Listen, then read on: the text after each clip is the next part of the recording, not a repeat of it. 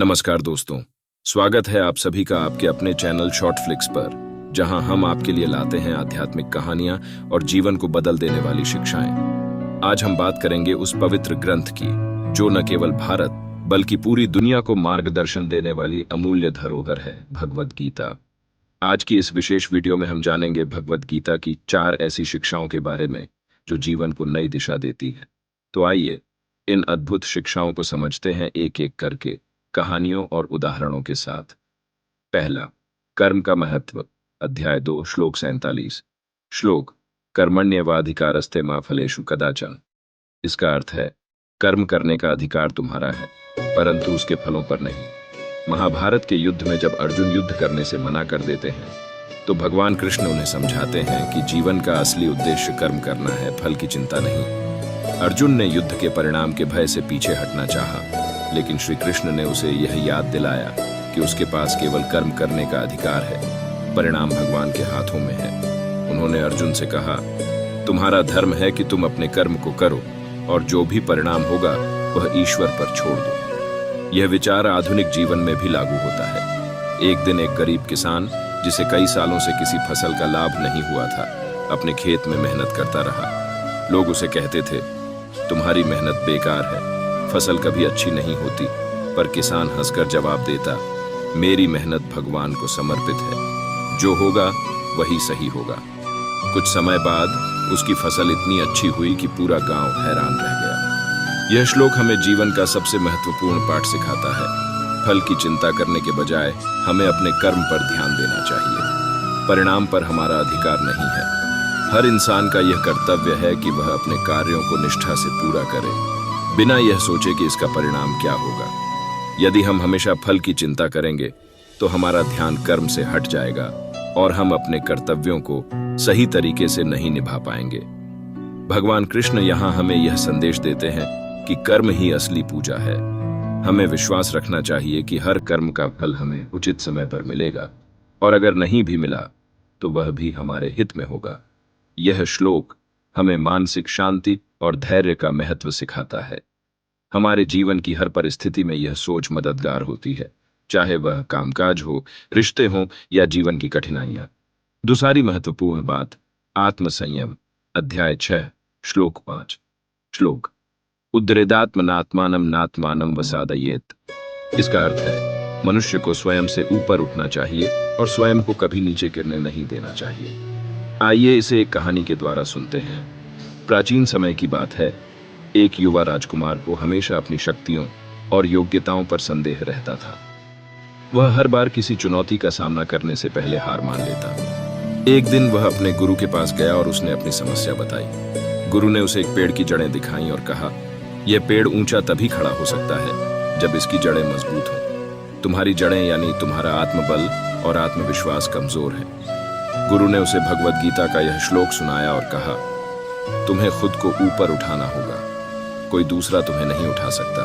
अपने मन का नियंत्रण और आत्मविश्वास तुम्हारे ही हाथ में है। यह श्लोक बताता है कि हर इंसान के भीतर इतनी क्षमता होती है कि वह अपनी समस्याओं और कठिनाइयों से बाहर निकल सके। आत्मसंयम और आत्मविश्वास हमारे जीवन के 2 सबसे मजबूत आधार हैं। अगर हम अपने मन और विचारों को सही दिशा में नियंत्रित कर सकें तो हम हर मुश्किल का सामना कर सकते हैं। यह श्लोक हमें यह भी सिखाता है कि हमें अपनी कमजोरियों से डरना नहीं चाहिए, बल्कि उन्हें पहचान कर उन्हें दूर करने का प्रयास करना चाहिए। आधुनिक जीवन में आत्मसंयम का महत्व अत्यधिक है।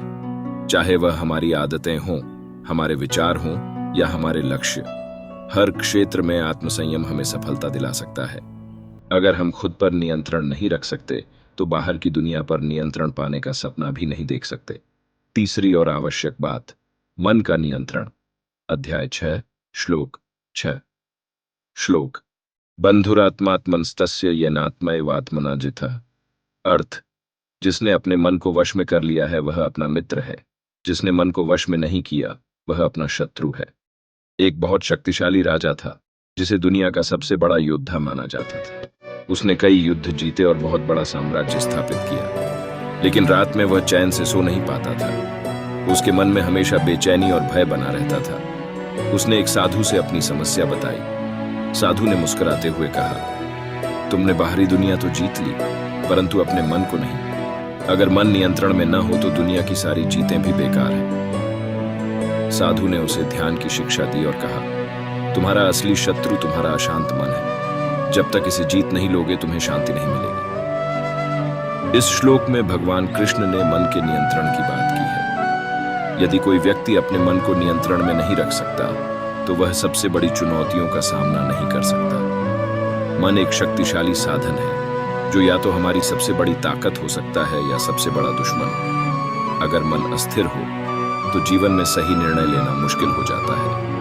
आज के समय में जहां जीवन की गति तेज हो गई है, तनाव और चिंता सामान्य हो गए हैं, ऐसे में मन का नियंत्रण और भी महत्वपूर्ण हो जाता है। यदि हम अपने विचारों को सही दिशा में नियंत्रित कर सकें तो हम किसी भी परिस्थिति में मानसिक शांति प्राप्त कर सकते हैं।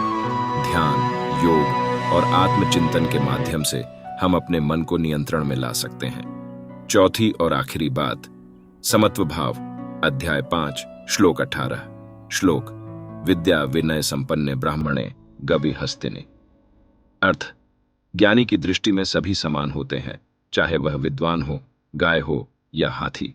आइए इस कहानी के द्वार समझते हैं। एक बार एक महात्मा गांव में आए। गांव में जाति और धर्म के आधार पर बहुत भेदभाव होता था। लोग एक दूसरे को नीचा दिखाते थे और अपने आप को श्रेष्ठ मानते थे। महात्मा ने गांव के लोगों से कहा, क्या आप जानते हैं कि सबके भीतर एक ही परमात्मा का अंश है? उन्होंने एक गाय, एक ब्राह्मण और एक हाथी का उदाहरण देकर बताया कि भगवान की दृष्टि में कोई बड़ा या छोटा नहीं होता। सभी जीव समान हैं, क्योंकि सभी में एक ही आत्मा निवास करती है। गांव वालों ने महात्मा की बात सुनी और धीरे धीरे उन्होंने आपस में भेदभाव करना बंद कर दिया।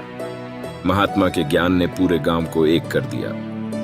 भगवद गीता का यह श्लोक हमें समत्व भाव की शिक्षा देता है, यानी सभी के प्रति समान दृष्टिकोण रखना। हम अक्सर बाहरी रूप और परिस्थितियों के आधार पर लोगों के साथ भेदभाव करते हैं, लेकिन भगवान की दृष्टि में हर आत्मा समान होती है, चाहे वह अमीर हो या गरीब, शिक्षित हो या अशिक्षित। आधुनिक समाज में भी यह संदेश अत्यंत प्रासंगिक है। जाति, धर्म, वर्ग, लिंग आदि के आधार पर भेदभाव आज भी समाज में मौजूद है, लेकिन अगर हम सभी को समान दृष्टि से देखें तो समाज में शांति और समरसता स्थापित हो सकती है। समत्व भाव हमारे भीतर करुणा और प्रेम का संचार करता है। तो यह थी भगवद गीता की 4 महत्वपूर्ण बातें जो हमारे जीवन को सही दिशा देती हैं। अगर आपको यह वीडियो पसंद आया हो तो कृपया लाइक करें, शेयर करें और हमारे शॉर्ट फ्लिक्स चैनल को सब्सक्राइब करें। धन्यवाद।